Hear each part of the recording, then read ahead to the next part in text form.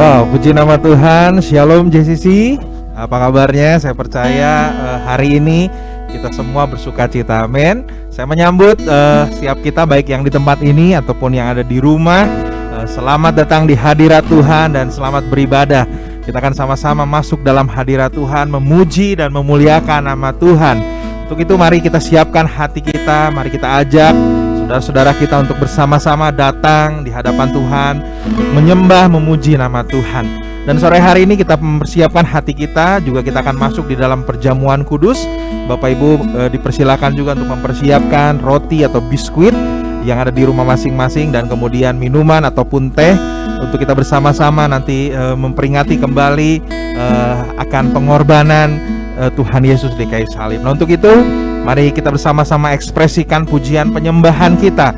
Saya nggak paksa Bapak Saudara, yang ingin berdiri silakan berdiri, yang ingin mengangkat tangan silakan mengangkat tangan, karena penyembahan adalah bentuk ekspresi kecintaan kita kepada Tuhan. Untuk itu mari bersama-sama kita akan berdoa terlebih dahulu untuk kita memulai ibadah kita. Terima kasih Bapa untuk sore hari ini, kami sungguh bersyukur untuk kehadiran-Mu Tuhan di tengah-tengah setiap kami. Kami percaya Engkau sudah hadir, dan kami percaya lawatan-Mu akan terjadi di tengah-tengah ibadah kami sore hari ini. Untuk itu Bapa, kami membawa setiap pujian penyembahan kami, bukan hanya dari lidah kami, mulut kami, namun hati kami Tuhan.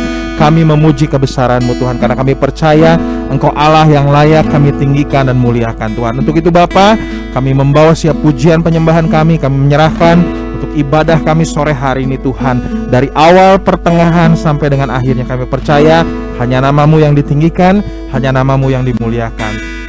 Terpujilah nama-Mu Tuhan, kami siap memuji nama-Mu Tuhan. Di dalam nama Tuhan kami Yesus Kristus kami berdoa dan mengucap syukur. Haleluya, haleluya, amin. Mari kita sama-sama datang di hadapan Tuhan, karena keselamatan datang daripada Tuhan.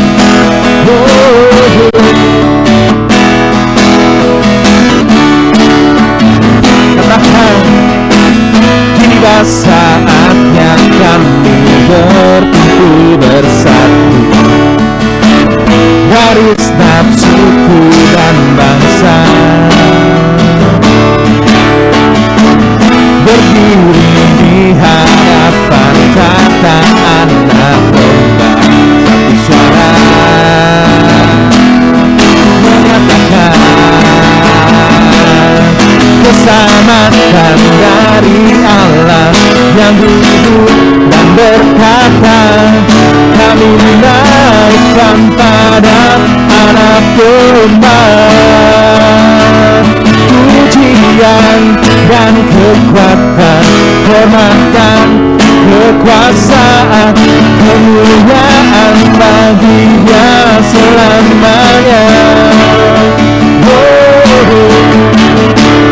Kita percaya Yesus bertata di atas setiap pujian kita.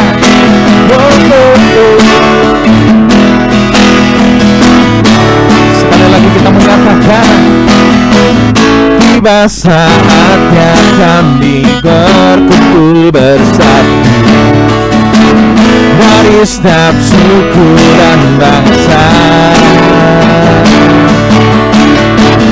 berdiri di hadapan tata anak domba, satu suara menyatakan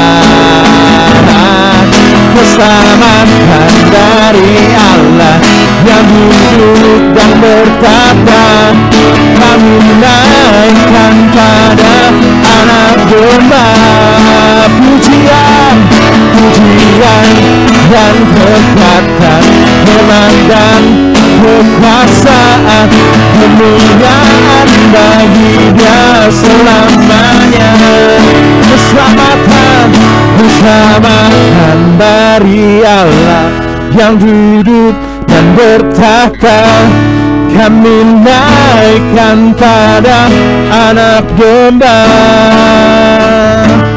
Pujian dan kekuatan, hormat dan kekuasaan, kemuliaan bagi Dia selamanya. Keselamatan dari Allah yang hidup dan bertahta, kami naikkan pada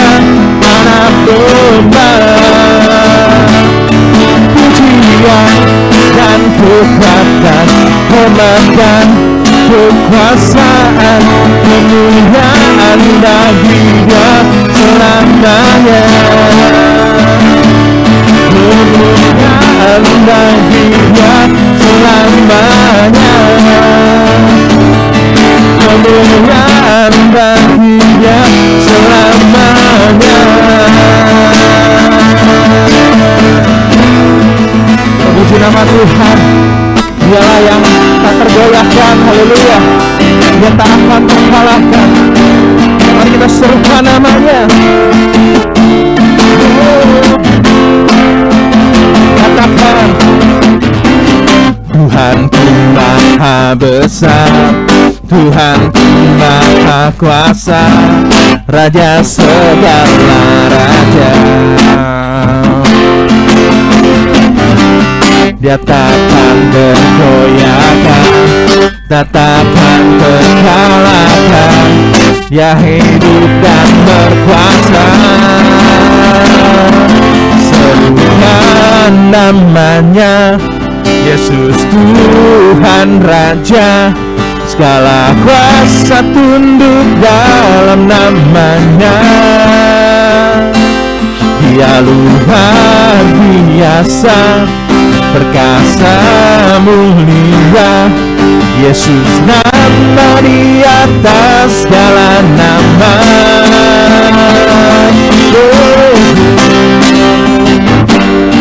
Yesus nama di atas segala nama. Dia takkan tergoyahkan. Katakan, Tuhanku maha besar, Tuhanku maha kuasa, Raja segala raja. Dia takkan tergoyahkan, Dia takkan terkalahkan. Dia hidup dan berkuasa. Serukan namanya, Yesus Tuhan Raja. Segala kuasa tunduk dalam namanya. Dia luar biasa, kuasa mulia. Yesus nama di atas segala nama. Serukan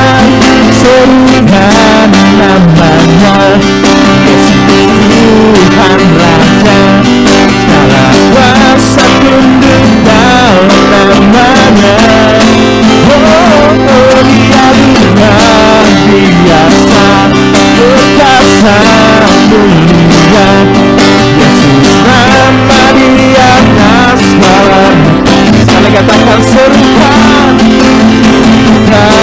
namanya, Yesus Tuhan Raja. Segala kuasa tunduk dalam namanya. Dia luar biasa, biasa, perkasa mulia. Yesus nama di atas segala nama. Serukan namanya, Yesus Tuhan Raja. Segala kuasa tunduk dalam namanya. Dia luar biasa, perkasa mulia. Yesus nama di atas segala nama. Yesus nama di atas segala nama. Yesus nama di atas segala nama. Berikan kemuliaan nama Tuhan. Haleluya. Yesus, meyakini Engkau penyelamat kami Tuhan. Kami meyakini Tuhan, Engkaulah Tuhan sumber pengharapan kami Tuhan. Hanya padamu kami berseru Tuhan. Hanya padamu kami berharap Tuhan. Makasih sore hari ini Tuhan, bahwa kami lebih dekat lagi dengan Engkau Tuhan. Engkaulah pertolongan kami. Terima kasih. Terima kasih. Engkaulah sumber pengharapan kami, Engkaulah penyelamat kami. Pengorbananmu sempurna bagi kami, Yesus. Terima kasih. Engkaulah kekuatan kami, Yesus. Terima kasih.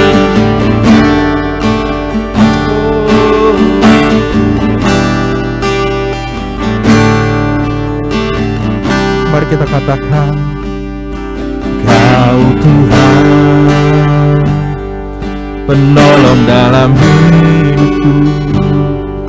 Ku percaya hanya kepadamu. Kau pegang tanganku dan tuntun langkahku. Yesus, Kau perlindunganku. Kau Tuhan, kekuatan dalam hidupku, penolongku dalam kesesatan. Kau gunung batuku dan pertahananku. Yesus, Kau kemenanganku. Yesus, padamu ku berseru, Kaulah penyelamatku. Terpujilah Kau Tuhanku. Mulut ku memuji nama-Mu sepanjang umur hidupku. Terpujilah Kau Tuhanku di atas segalanya. Inilah pengakuan kami, Tuhan. Engkau sumber pengharapan kami, Engkau kekuatan kami. Haleluya. Kau Tuhan, kekuatan dalam hidupku, penolongku dalam kesesatan. Kau gunung batuku dan pertahananku. Yesus, Kau kemenanganku. Yesus, padamu ku berseru, Kaulah penyelamatku. Terpujilah Kau Tuhanku. Mulut ku memuji nama-Mu panjang umur hidupku. Terpujilah Kau Tuhanku di atas segalanya. Yesus, Yesus, padamu ku berseru, Kaulah penyelamatku. Terpujilah Kau Tuhanku. Mulut ku memuji nama-Mu panjang umur hidupku. Terpujilah Kau Tuhanku di atas segalanya. Kaulah sumber bungaku, Kaulah kehidupanku. Kaulah pertahananku. Ku percaya padamu.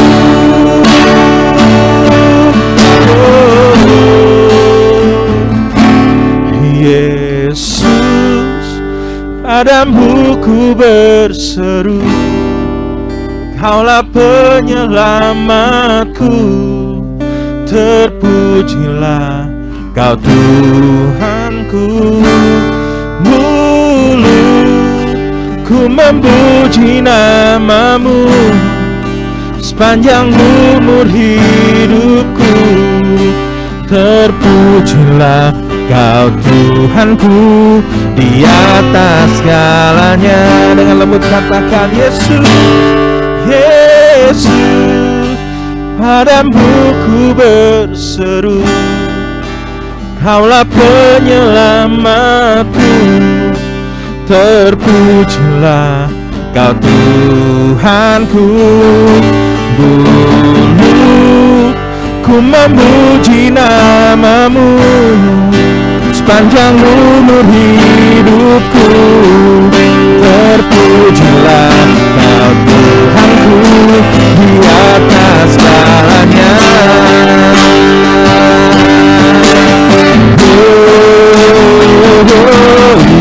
Yesus, padamu ku berseru. Kaulah penyelamatku. Terpujilah Kau Tuhanku.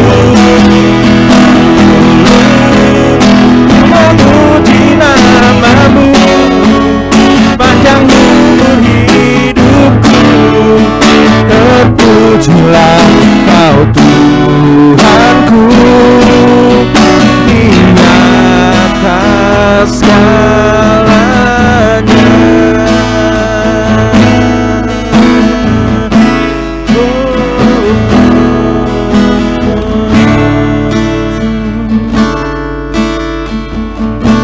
Dengan hati kami Tuhan, kami mengakui Tuhan Engkaulah satu-satunya penyelamat kami Tuhan. Engkaulah satu-satunya Tuhan kekuatan kami Tuhan. Engkaulah satu-satunya Tuhan pengharapan kami Tuhan. Oleh karena itu Bapa, apapun yang terjadi Tuhan, jangan sampai Tuhan kami Tuhan sedikit pun undur dari Engkau Tuhan.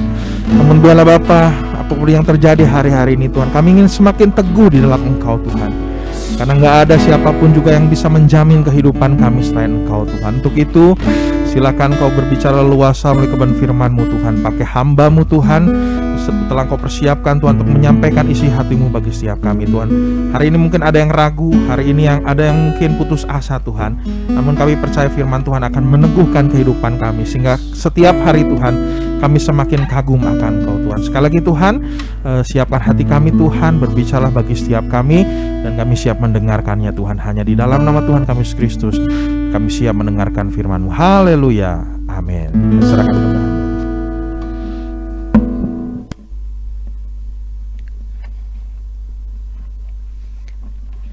Ya, puji Tuhan, shalom jemaat yang dikasihi Tuhan. Kita bersyukur karena kita boleh masuki bulan November di tahun 2021 ini.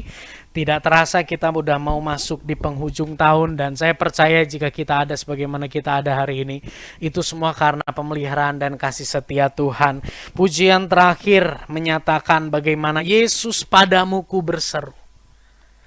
Ya, kenapa kita berseru kepada Dia? Karena kita percaya bahwa Dia penyelamat kita.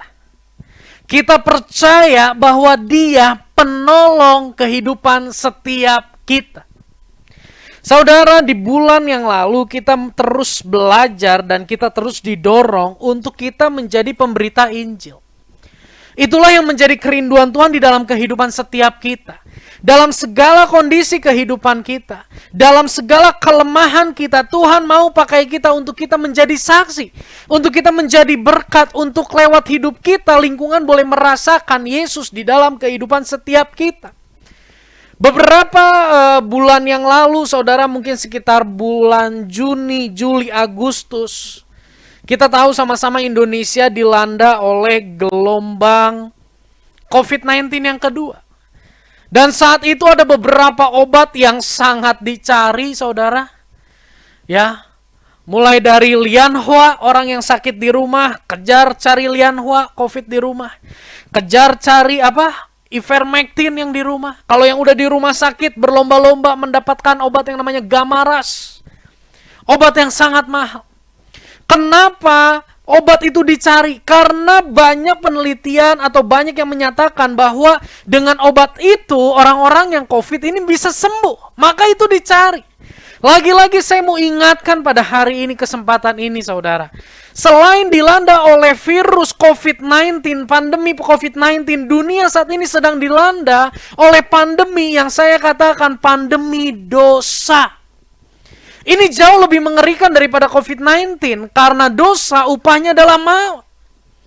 Karena ketika masalah dosa ini nggak selesai saudara, maka seseorang akan masuk ke dalam penghukuman yang kekal. Jadi saat ini, jika saudara masih hidup saat ini di dunia ini, berarti saudara masih memiliki kesempatan untuk sembuh, untuk pulih, untuk terlepas dari yang namanya masalah dosa. Kalau COVID-19 ada obat Gamaras, Ivermectin, Lianhua, dan sebagainya banyak macam. Tapi untuk masalah dosa, hanya satu jawabannya. Hanya satu obatnya. Itulah Yesus yang kita sembah. Itulah Yesus yang kita puji, tinggikan, agungkan. Kenapa? Karena hanya Dia yang berkorban di kayu salib buat kita. Seharusnya kita yang menanggung dosa kita, tapi Dia yang menggantikannya, saudara. Maka dari itu, saudara, apapun kondisimu hari ini, saya mau katakan, bersyukurlah. Kenapa bersyukur? Karena kita memiliki Yesus yang begitu luar biasa di dalam kehidupan setiap kita. Betapa pentingnya Yesus bagi kehidupan manusia. Dia menebus dosa, Dia mengampuni dosa. Dan hari ini kita mau belajar, saudara. Bulan-bulan lalu kita belajar bagaimana Tuhan mau pakai kita untuk menjadi berkat. Bagaimana Tuhan mau pakai kita untuk kita bersaksi, memberitakan Injil. Namun salah satu tantangannya adalah bukan dari luar, tapi dari dalam diri kita. Penghambatnya bukan dari luar, tapi dalam diri kita. Apa itu? Keraguan-raguan. Kita ragu, saudara, bahwa Yesus itu adalah satu-satunya jalan untuk mencapai keselamatan. Kita ragu bahwa Yesus itu adalah satu-satunya jalan yang membawa kita kepada keselamatan kekal. Jika kita ragu terhadap pribadi Yesus, bagaimana kita bisa menceritakan pribadi Yesus? Jika kita ragu terhadap pribadi Yesus, bagaimana kita dengan antusias, dengan begitu giat, dengan begitu suka, dengan begitu berapi-api memberitakan tentang Yesus? Maka dari itu, saudara, di bulan ini kita akan sama-sama belajar kembali, diteguhkan kembali tentang siapa Yesus itu. Firman Tuhan saya beri judul, Who is Christ? Siapakah Yesus Kristus itu? Ini pertanyaan yang sangat penting. Dan sebelum Tuhan Yesus ditangkap, sebelum Tuhan Yesus disalibkan, saudara, Tuhan Yesus bertanya kepada murid-murid di dalam Matius 16 ayat 15 sampai 17. Matius 16 ayat 15 sampai 17, demikian firman Tuhan. Lalu Yesus bertanya kepada mereka, kepada murid-murid. Apa tanyanya? Tetapi apa katamu?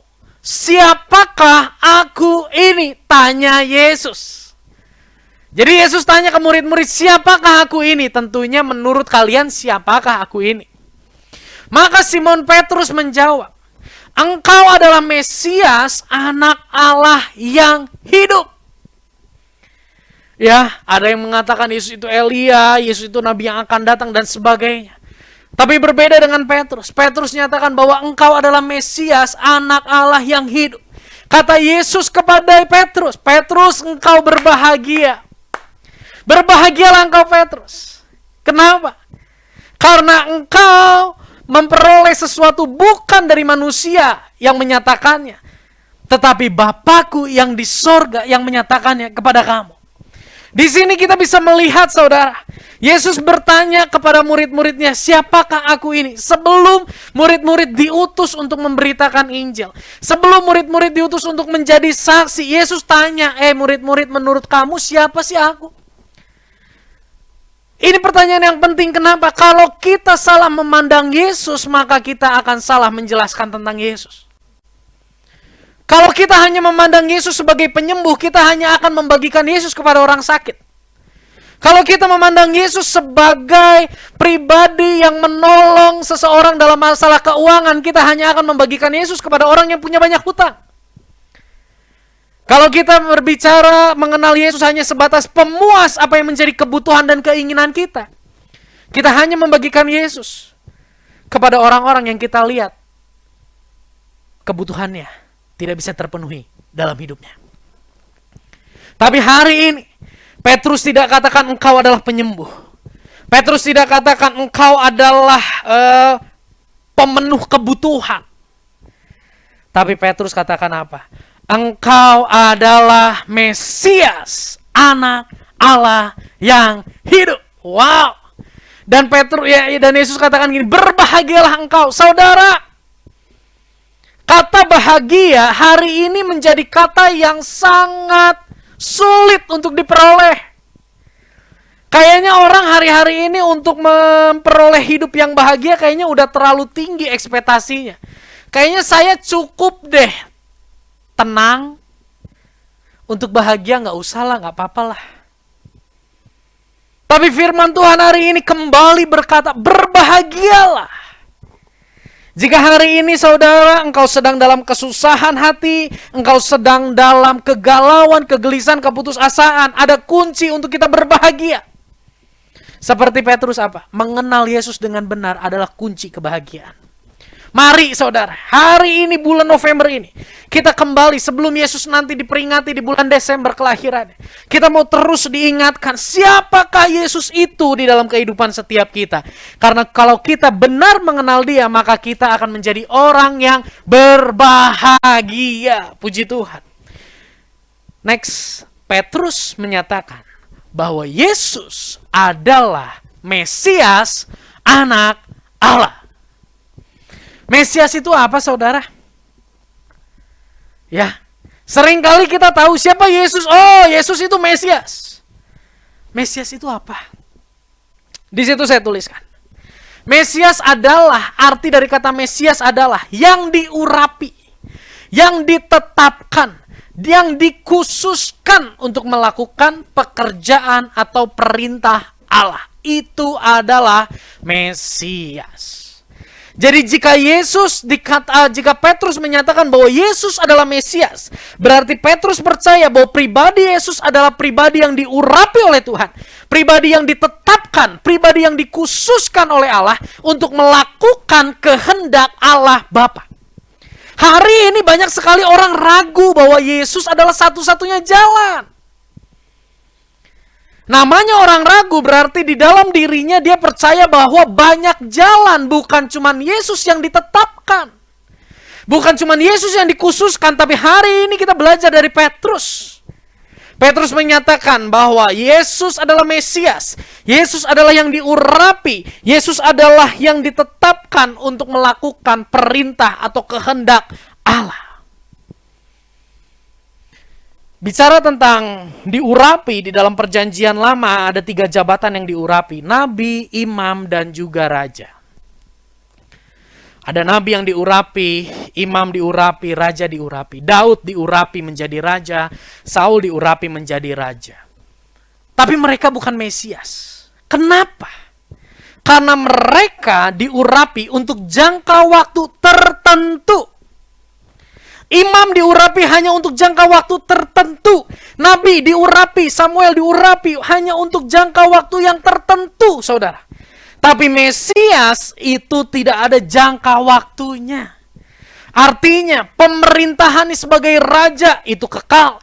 Kenabiannya membawa perintah Allah kepada manusia itu berjalan kekal. Keimamannya berjalan kekal. Itulah Mesias. Nggak sampai di situ, dikatakan bahwa engkau adalah Mesias, anak Allah yang hidup. Ini yang seringkali menjadi perdebatan di luar sana. Bagaimana Allahnya orang Kristen katanya punya anak. Allahnya orang Kristen menikah dan akhirnya melahirkan anak yang namanya Yesus.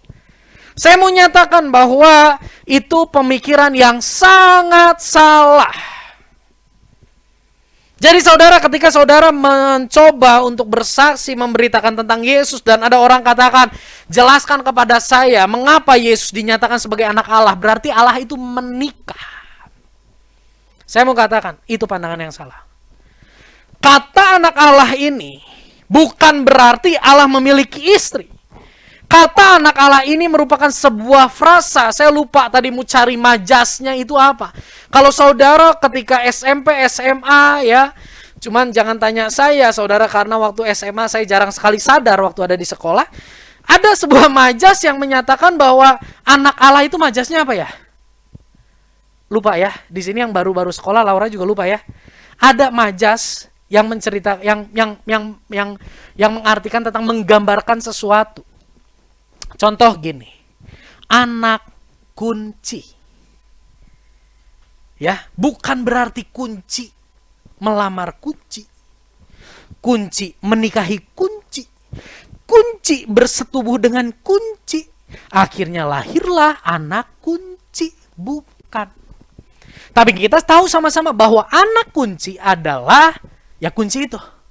Saya lupa mau bawa yang segini itu. Itu anak kunci. Anak kunci lawannya apa? Lubang kunci. Contoh lain, anak tangga. Ya, anak tangga itu bukan berarti tangga terap dan terap menikah, ditembak gitu ya. Lamaran menikah dan akhirnya punya anak. Anak tangga itu bicara tentang terap-terap tangga. Begitu juga dengan anak Allah. Ini suatu gambaran frasa bukan dalam arti yang sesungguhnya secara letterlock dijelaskan. Tapi kenapa Yesus dinyatakan sebagai anak Allah bukan tanpa tujuan? Di situ saya tuliskan. Yesus dinyatakan sebagai anak Allah ini merupakan sebutan yang menggambarkan kerinduan hati Allah Bapa memiliki kedekatan dengan manusia. Gambaran dari penundukan diri manusia kepada Allah. Yesus ketika itu menjadi manusia. Dan Allah sangat rindu menyatakan bahwa aku mengasihimu manusia. Ya. Sehingga Yesus diberi predikat sebagai anak Allah untuk menggambarkan kerinduan Allah. Untuk memiliki hubungan yang sangat dekat dengan manusia. Selain itu, kenapa dikatakan anak? Namanya anak berarti ada bapak. Ketika saudara mendengar kata anak, berarti saudara langsung lantas terpikir. Ada otoritas di atasnya yang bernama siapa? Bapa. Di sini juga dengan kata anak Allah, berarti di dalam pribadi Yesus ada sebuah pesan bahwa manusia harus memiliki penundukan diri terhadap Allah. Manusia anak dan Allah itu adalah Bapa. Ada sebuah penundukan diri, tapi penundukan dirinya bukan atas dasar ketakutan. Saudara kalau naik motor sekarang pakai helm, itu merupakan bukti saudara tunduk kepada pemerintah. Tapi apakah bukti bahwa saudara itu mengasihi pemerintah? Belum tentu. Saudara pakai helm, tunduk pada pemerintah atas dasar apa? Takut ditilang. Setuju ya? Tapi kenapa Yesus dinyatakan sebagai anak Allah? Karena di situ ada sebuah pesan. Aku mau supaya manusia tunduk kepada Allah itu atas dasar kasih. Seperti anak tunduk kepada bapaknya. Bukan atas dasar ketakutan, namun atas dasar kasih. Ya. Yesus memakai predikat sebagai anak Allah untuk mengajarkan kepada manusia bahwa Allah sangat rindu menjadi bapa dari manusia. Saudara ingat ketika Yesus diminta untuk mengajarkan doa. Yesus ajarkan apa? Oh mau berdoa, gini nih berdoa. Bapa kami yang di sorga. Oleh Yesus langsung dijelaskan, sebut dia Om. Bukan. Sebut dia bro, bukan. Sebut dia Bapa. Kenapa Yesus ajarkan Bapa? Karena Yesus ingin menyatakan bahwa Allah itu pengen dekat sekali dengan anaknya. Sekalipun anaknya berdosa, tapi Bapa sangat rindu dekat dengan anaknya. Itulah kenapa Yesus dinyatakan sebagai anak Allah. Untuk membawa pesan bagi kita semua. Bahwa dia ingin menjadi Bapa kita. Dan bahwa kita harus memiliki penundukan diri. Seperti anak kepada Bapa atas dasar kasih.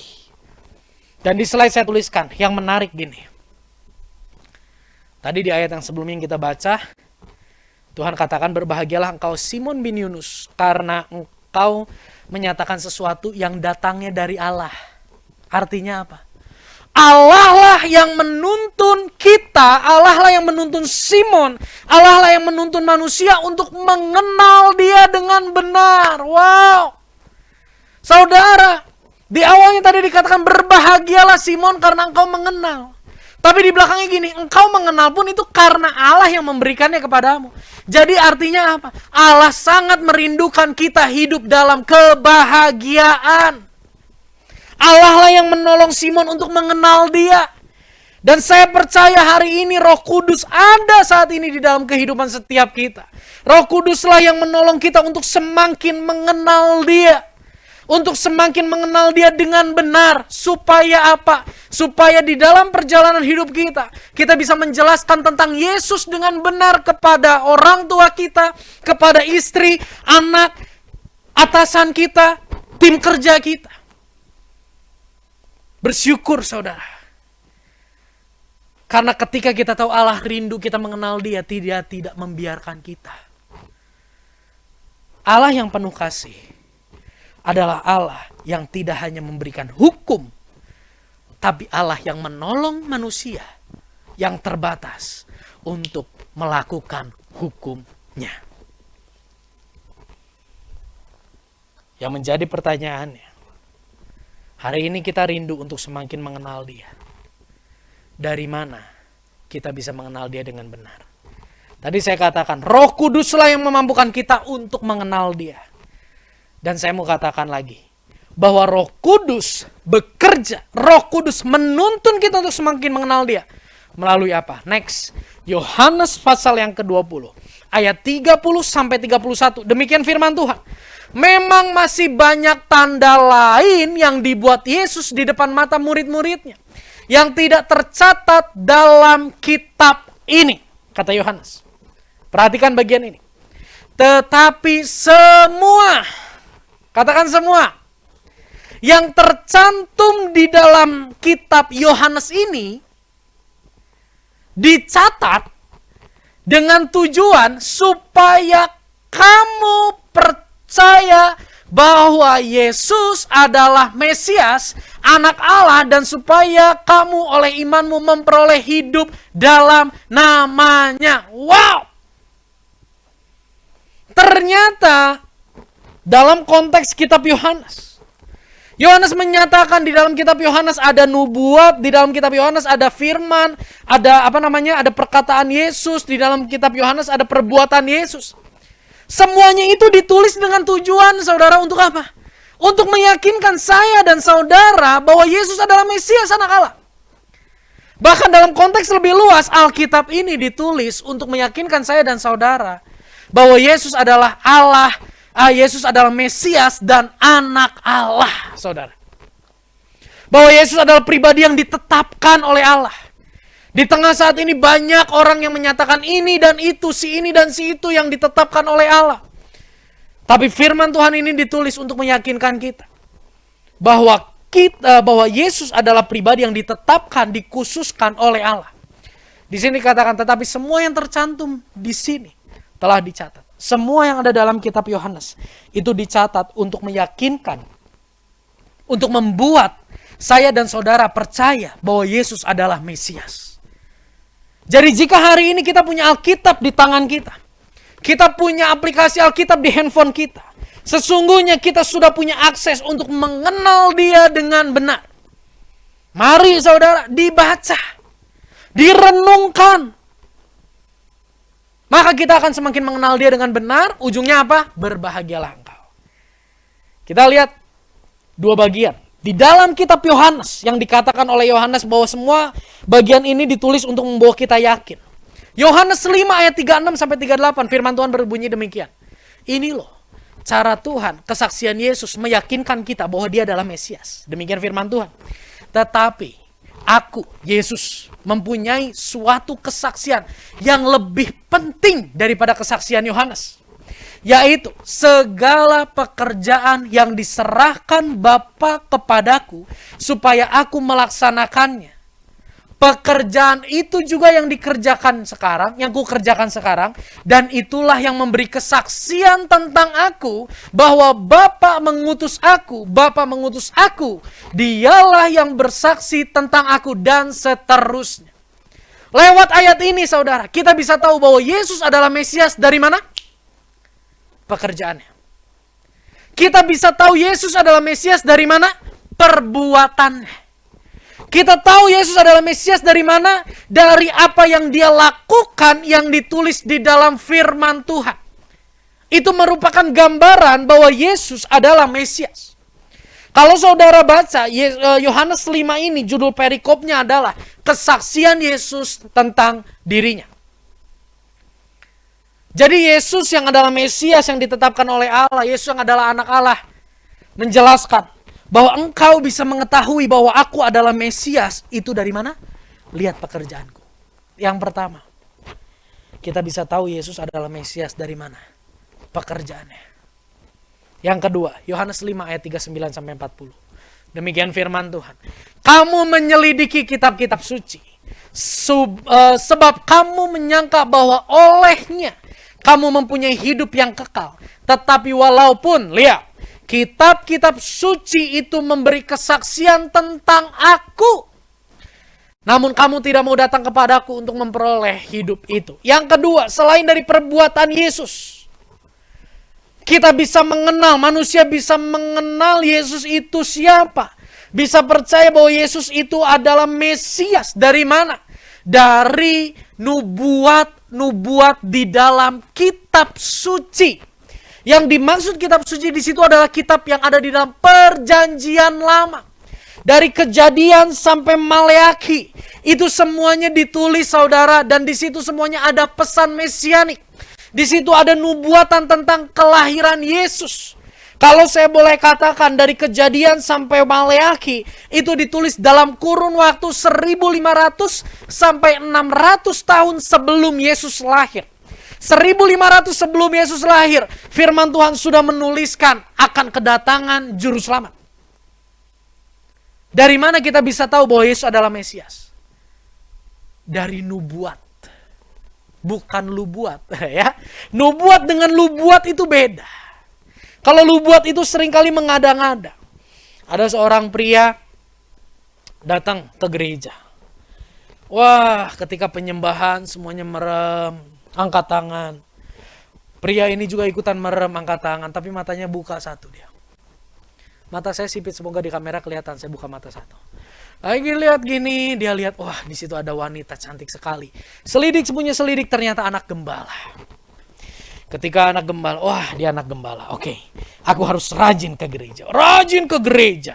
Rajin ikut ibadah doa. Rajin melayani. Rajin sharing firman Tuhan. Singkat cerita, ini mereka jadi dekat. Si pemuda ini dengan anak gembala ini jadi dekat. Jangan lakukan ini bro Sam ya. Nah ya. Nah, ketika pria ini dekat dengan anak gembala ini, pria ini bilang gini. Saya mendengar suara Roh Kudus bahwa kamu adalah teman pewaris tahta karunia Allah. Kamu adalah pasangan hidupku. Kamu adalah tulang rusukku. Dia katakan kepada anak gembala itu. Nah, itu lubuat. Kenapa itu lubuat? Karena tujuannya adalah bicara tentang dirinya memperoleh apa yang dia inginkan. Tapi nubuat itu bukan gitu. Nubuat itu bicara tentang bagaimana pesan itu dinyatakan untuk menyatakan apa yang menjadi maksud Tuhan bagi dunia. Bukan maksud saya, tapi maksud Tuhan. Pesan itu datangnya dari Tuhan. Itu nubuat. Yang pertama kita bisa tahu bahwa Yesus adalah Mesias dari perbuatan-perbuatannya. Maka dari itu saudara, ini Alkitab, kalau yang di rumah Alkitabnya sampai kebul, debu, ayo bertobat. Buka firman Tuhan. Dibaca. Yang kedua lewat apa? Lewat nubuat. Ini yang hari ini kita akan pelajari. Next. Di situ saya tuliskan firman Allah. Lewat firman Allah kita bisa mengerti, bisa percaya bahwa Yesus adalah Mesias. Lewat dua hal. Lewat karya perbuatan Yesus yang ada di dalam perjanjian baru yang kita bisa lihat nanti. Dan juga yang kedua, lewat nubuat yang ditulis, nubuat tentang Yesus yang ditulis di dalam perjanjian lama. Maka dari itu saudara, membaca firman Tuhan hari-hari ini merupakan hal yang sangat penting. Sesibuk apapun kehidupan kita, luangkan waktu, khususkan waktu untuk membaca firman Tuhan. Supaya apa? Supaya saya dan saudara tidak ragu. Supaya kita tetap teguh di tengah media sosial, info yang begitu luar biasa berkembang hari-hari ini. Begitu banyak saudara serangan-serangan terhadap iman Kristen. Bagaimana supaya kita tetap teguh? Kita nggak bisa stop apa yang mereka katakan di luar sana. Tapi kita bisa memperkuat diri kita yang ada di dalam sini dengan tuntunan Roh Kudus. Di sini saya tuliskan, next. Oke, sip. Alkitab, kita baca sama-sama ya. 1, 2, 3. Alkitab bukanlah kumpulan mantra, tetapi perkataan Allah yang diilhamkan oleh Roh Kudus kepada hamba-hambanya dengan tujuan membawa manusia mengenal dan percaya bahwa Yesus adalah Mesias, Anak Allah. Ini bukan kumpulan mantra. Jadi jangan cari ini hanya ketika engkau dalam masalah.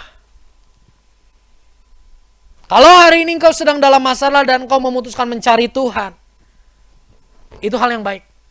Tapi ketika Tuhan sudah menolong engkau, jangan lupakan Tuhan yang hari ini sudah menolong engkau di kemudian hari. Alkitab ini kita baca supaya apa? Supaya kita semakin teguh, percaya dan mengenal Dia dengan benar. Maka kita adalah orang-orang yang berbahagia, saudara. Next. Ini yang akan kita bahas dengan cepat pada sore hari ini. Nubuat tentang Yesus dalam perjanjian lama. Saya tadi katakan, nubuat tentang Yesus dalam perjanjian lama itu ditulis sekitar 1500 tahun sampai 600 tahun sebelum Yesus hadir. Ya, jadi sangat luar biasa dalam kurun waktu yang sangat luar biasa. Next. Apa aja sih yang ditulis di nubuat itu? Next. Yang pertama, di dalam kitab perjanjian lama, tentang kelahiran Yesus. Tentang kelahiran Yesus itu sudah dituliskan. Saudara boleh foto, saudara boleh capture, nanti baca di rumah ayat-ayat ini. Di dalam Kejadian 3 ayat 15 ada perkataan Yesus berkata kepada ular, keturunannya akan merumukkan kepalamu. Keturunannya artinya keturunan manusia akan meremukkan kepalamu, hai ular. Keturunan manusia ini siapa? Keturunan manusia yang dimaksud di sini adalah Yesus Kristus. Kejadian 12 ayat yang ketiga, kepada Abraham Tuhan pernah katakan, ada sebuah penggalan kalimat ini. Olehmu semua kaum di muka bumi akan mendapat berkat. Lewat Abraham, Ishak, Yakub, terus Daud, terus ke bawah, lahirlah Yesus. Lewat Yesus, lewat keturunan Abraham, maka dunia memperoleh berkat. Berkat bukan berkat jasmani, tapi berkat rohani.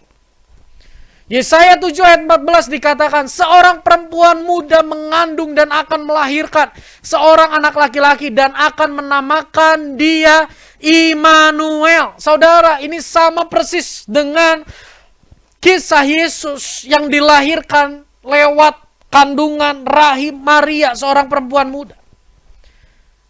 Ya, 700 tahun sebelum Yesus lahir datang ke dalam dunia. Ini sudah dituliskan. Jika hadiran Yesus bukan suatu yang mengada-ngada atau bersifat mendadak, saudara. Ya.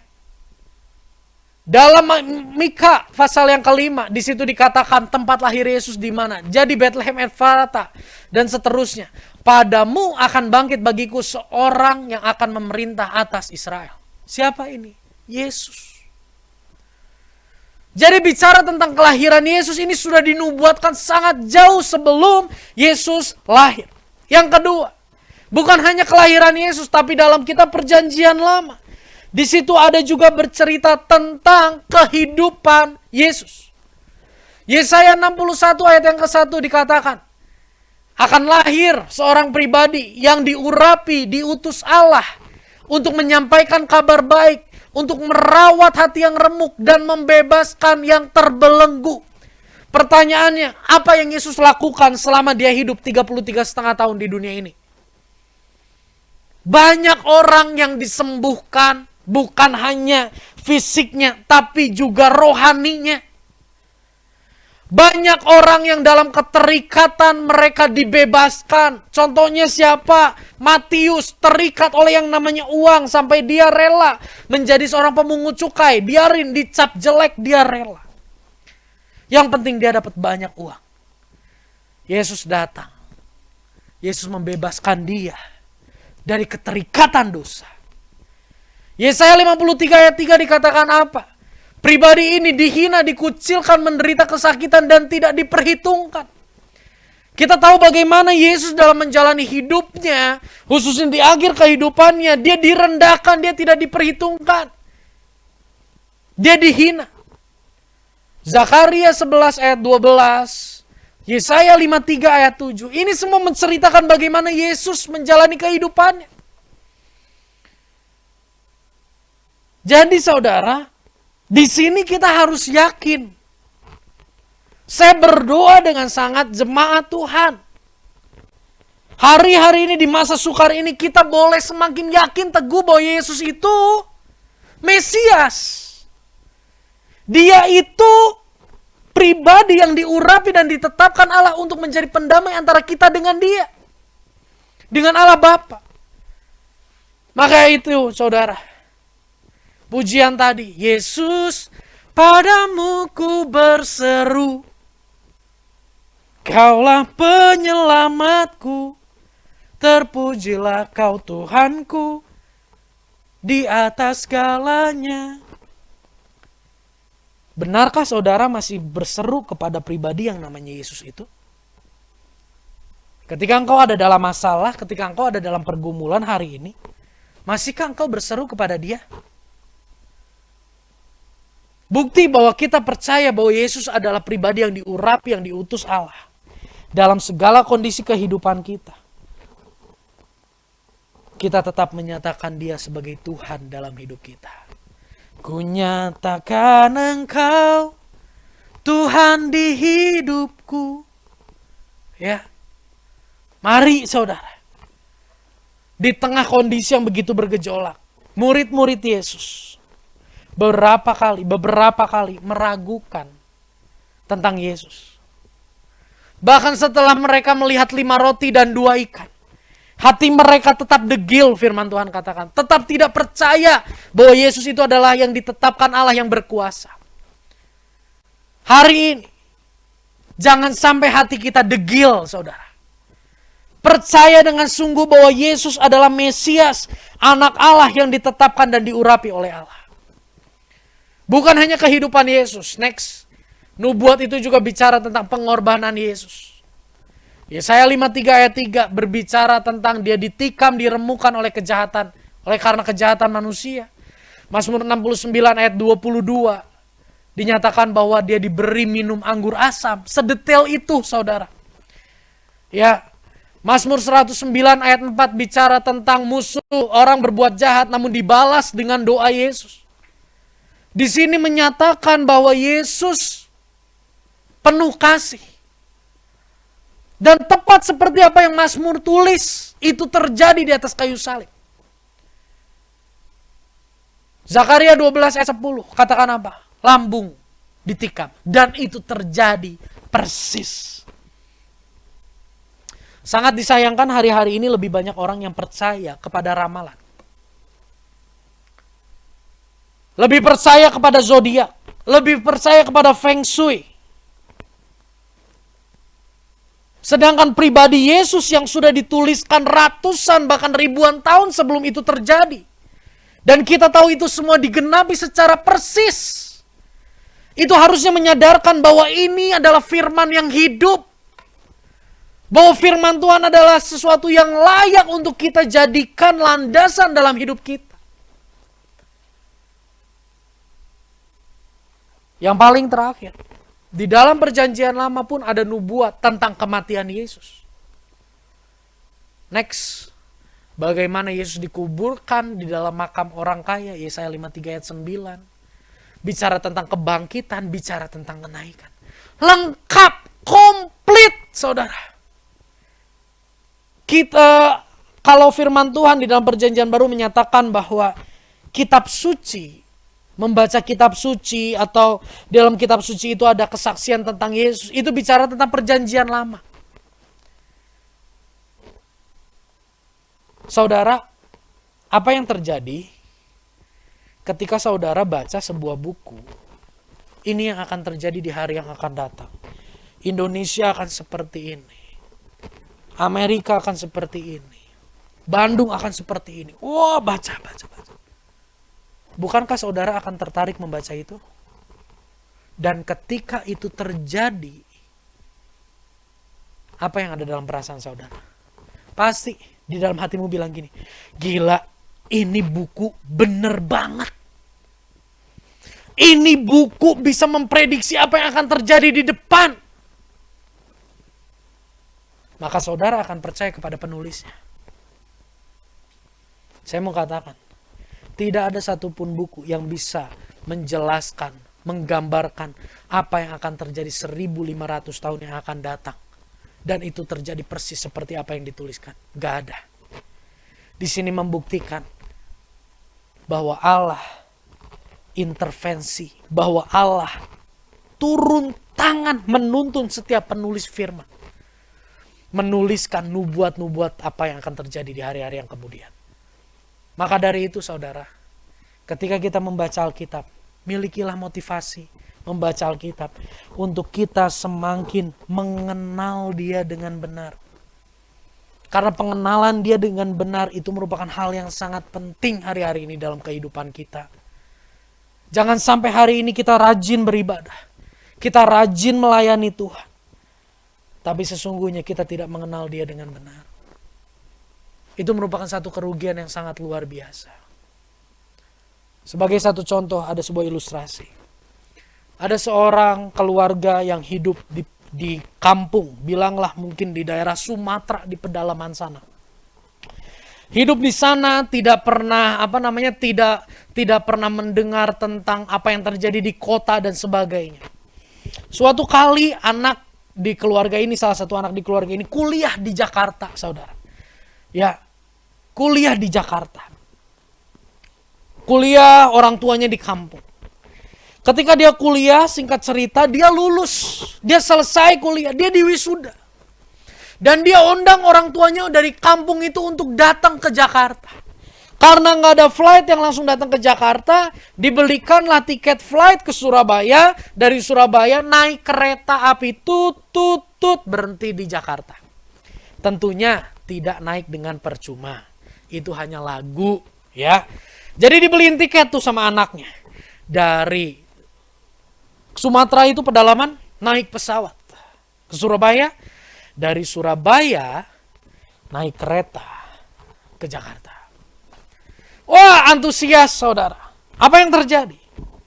Sampai di Jakarta, bapak itu marah-marah. Kenapa bapak itu marah-marah? Karena dia merasa tertipu. Kenapa dia merasa tertipu? Gini, ketika dia naik pesawat, di benak dia, ini pesawat harganya mahal sekali. Aku nggak boleh sentuh atau suap apapun masuk ke dalam mulutku, karena itu pasti akan bayar mahal sekali. Kata si bapak itu. Bilang ke si ibu, Bu, hati-hati ya Bu, jangan ngapa-ngapain. Udah, diem aja, udah, diem, nurut. Ya, udah. Ketika di dalam perjalanan, tiba-tiba di pesawat itu dibagikan roti dan air minum. Dibagikan roti dan air minum. Dikasih, karena si bapak itu merasa ini mahal dan dia malu bertanya.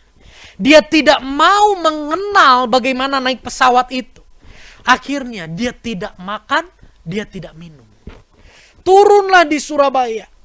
Ditaruh itu di pesawat, ditinggalin roti dan minuman itu ditinggalin. Karena dia takut suruh bayar. Begitu nyampe Surabaya, anaknya telepon, Pak, Ma, udah sampai Surabaya. Sudah, aku sudah sampai di Surabaya. Bagaimana kondisi kesehatan Bapak dan Ibu? Waduh, kami di sini masuk angin. Kami dari kampung belum makan. Di perjalanan kami, lah Bapak Ibu nggak makan? Nggak makan. Kan di pesawat ada fasilitas, ada dikasih roti sama air minum. Itu harusnya dimakan. Oh, kami dikasih, tapi kami takut bayar. Sehingga kami nggak makan. Aduh, anak itu, aduh. Ya udahlah. Mestinya dimakan, kata anak itu. Nah, dari naik pesawat, pindah naik ke kereta. Tut. Masuk, bapak itu ngecek ban kereta semuanya lengkap. Nah, nggak ada kerjaan juga sih bapak. Naiklah ke kereta. Udah jalan, ada petugas di kereta. Nawarin, kasih menu. Bapak ini ingat, tadi saya dimarahin sama anak saya. Karena saya nggak makan roti, saya nggak minum. Jadi saya masuk angin. Sekarang saya nggak mau masuk angin. Si bapak itu bilang, Indomie, nasi goreng. Si ibu, pizza lah, nggak tahu lah, bandrek. Datang, silakan. Taunya disuruh bayar. Nyampe di Jakarta, baut, semedut. Dua-duanya. Anaknya kaget, kenapa? Kita ditipu. Kenapa? Itu di kereta disuruh bayar. Anak itu tapok jidat. Ya iya bapak ibu, kalau di kereta mesti bayar. Kenapa itu terjadi? Karena kurangnya pengertian. Karena kurangnya pengenalan terhadap sesuatu yang sedang dijalani. Jika hari ini saudara bilang, hidupku dituntun oleh Tuhan. Hidupku hari ini ada karena kasih karunia Tuhan. Jangan sampai kita tidak mengenal siapa dia yang menuntun kita. Bapak ibu itu naik pesawat, naik kereta karena keterbatasan pengenalan mengalami kerugian. Jangan sampai karena keterbatasan kita mengenal dia, akhirnya kita mengalami ketersesatan. Mari saudara, hari ini kita belajar. Di masa-masa sukar seperti ini, perlu untuk kita semakin meneguhkan diri. Minta kepada Roh Kudus untuk membawa kita semakin mengenal dia. Minta kepada Roh Kudus untuk kita tekun membaca firman. Baca firman itu, karena lewat firman kita akan semakin diteguhkan bahwa dia adalah Mesias, anak Allah. Kita tundukkan kepala. Tuhan, kami bersyukur Tuhan. Karena pada sore hari ini, kami boleh kembali mendengar firman Tuhan. Kami boleh diingatkan, kami boleh diteguhkan. Bahwa Yesus adalah Mesias anak Allah. Bahwa Yesus adalah pribadi yang diurapi. Untuk itu kami tidak perlu takut, kami tidak perlu ragu Tuhan. Karena di dalam-Mu ada kuasa yang besar. Bangkitkan semangat kami, gairah kami untuk membaca firman. Bangkitkan semangat kami, gairah konsentrasi kami untuk mendengar firman. Sehingga di hari-hari kemudian, pengenalan kami akan semakin bertumbuh kepada Engkau. Terima kasih. Yesus, padamu ku berseru, Kaulah penyelamat. Terpujilah Kau Tuhanku. Ku memuji nama-Mu sepanjang umur hidupku. Terpujilah Kau Tuhanku di atas segala.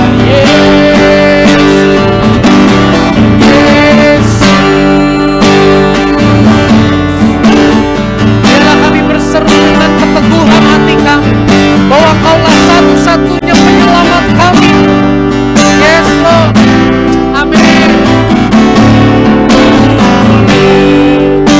Memuji nama-Mu sepanjang umur hidup. Terpujilah Kau Tuhanku di atas jalannya.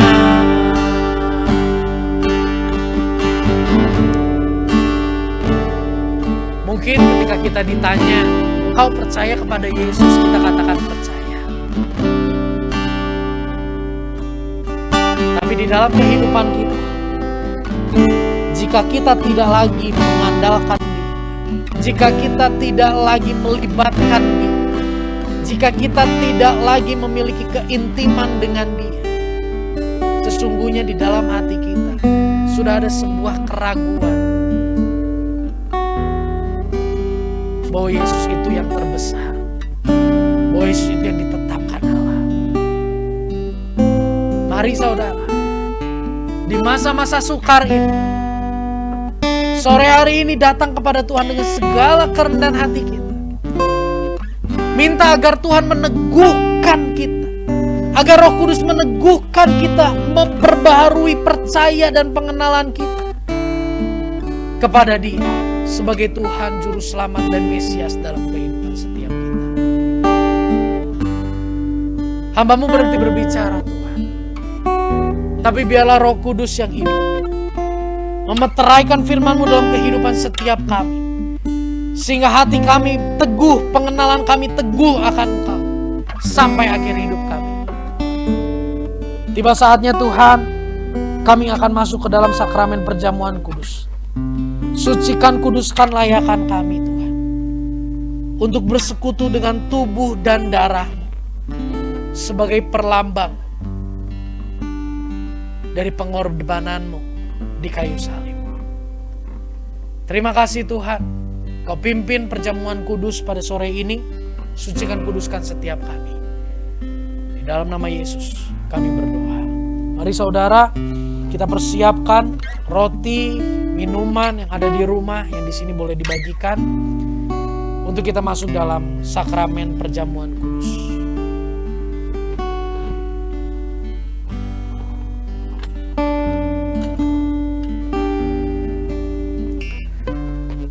Roti merupakan lambang dari daging yang tercabik, dari tubuh yang terluka.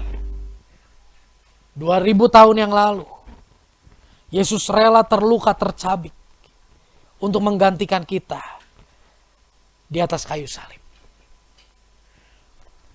Dan air, anggur, teh, atau air putih yang hari ini ada di hadapan kita, itu merupakan perlambang dari darah Yesus yang tercurah 2000 tahun yang lalu menggantikan darah kita.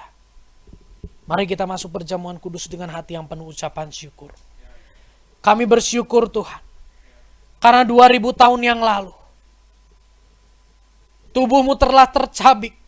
Engkau rela menderita di kayu salib untuk menggantikan kami. Engkau rela darah-Mu tercurah Tuhan, untuk menggantikan kami. Dan kami tahu hari ini, bahwa di dalam persekutuan dengan tubuh dan darah Kristus ada kuasa-Mu Tuhan. Ada kuasa yang membangkitkan roh kami. Ada kuasa yang memulihkan tubuh kami. Ada kuasa yang membangkitkan semangat dan pengharapan kami dalam menjalani kehidupan yang ada di depan kami. Persiapkan kami lebih lagi. Jamah setiap hati, lawat setiap hati untuk masuk dalam perjamuan kudus.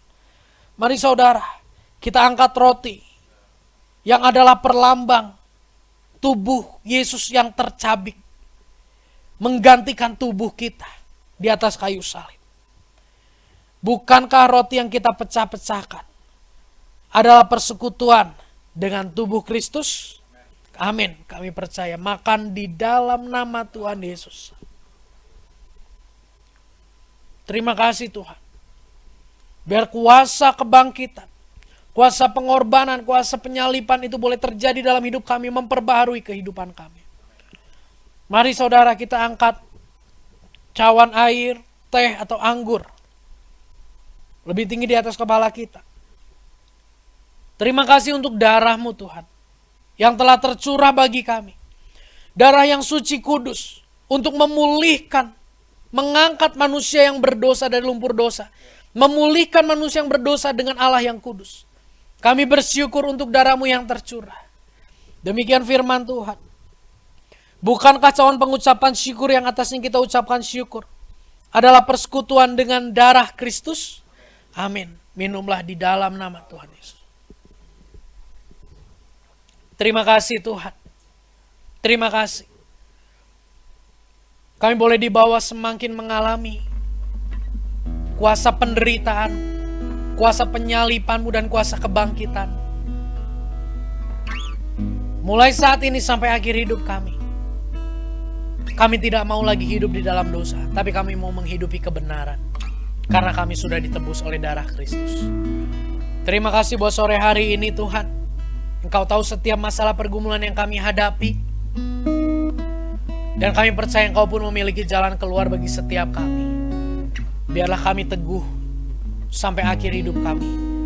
Biarlah kondisi kesulitan yang kami alami tidak membuat kami goyah dalam pengiringan kami akan Engkau. Sore hari ini kami berdoa bagi bangsa dan negara kami Tuhan, bagi Indonesia Tuhan. Engkau yang melawat Indonesia, Engkau yang pulihkan Indonesia. Biarlah damai sejahtera-Mu Tuhan turun di tengah bangsa dan negara kami. Berkati para pemimpin kami, berikan hati yang takut akan Tuhan, berikan hikmat yang dari Tuhan. Kami juga berdoa buat gereja Tuhan, Jerusalem Community Church. Terus bawa gereja ini untuk semakin meneguhkan kami dalam iman kepada Yesus. Bawa kami semua untuk semakin bertumbuh dalam pengenalan akan Engkau. Semakin antusias dalam bersaksi, semakin giat dalam menghidupi firman, semakin rela membagi hidup untuk memuridkan orang-orang di sekitar kami. Dan biarlah nama Tuhan dipermuliakan di dalam kehidupan setiap kami.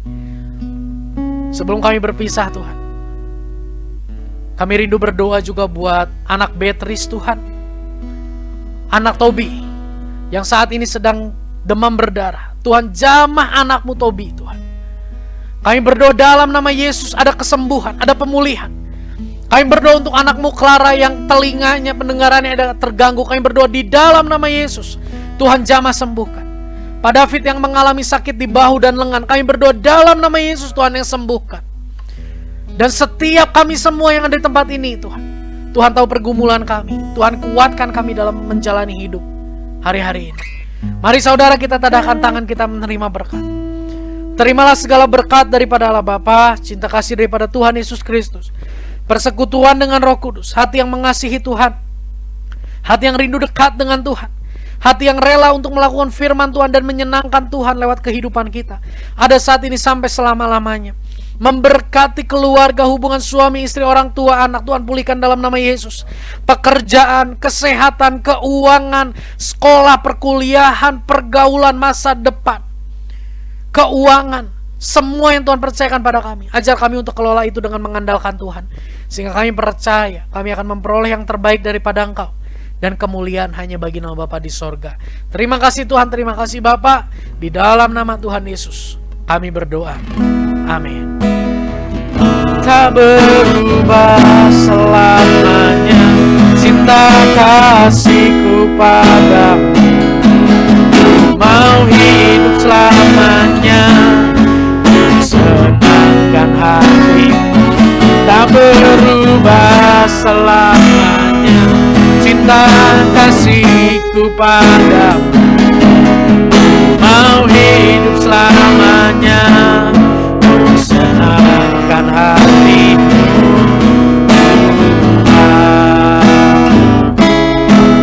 Senangkan hatimu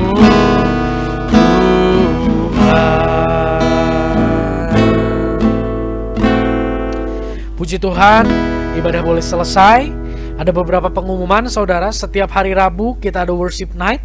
Ya, saya mengundang saudara, Bapak Ibu untuk kita bergabung menyembah Tuhan, mendengarkan firman Tuhan bersama-sama, disegarkan kembali dalam acara worship night ini.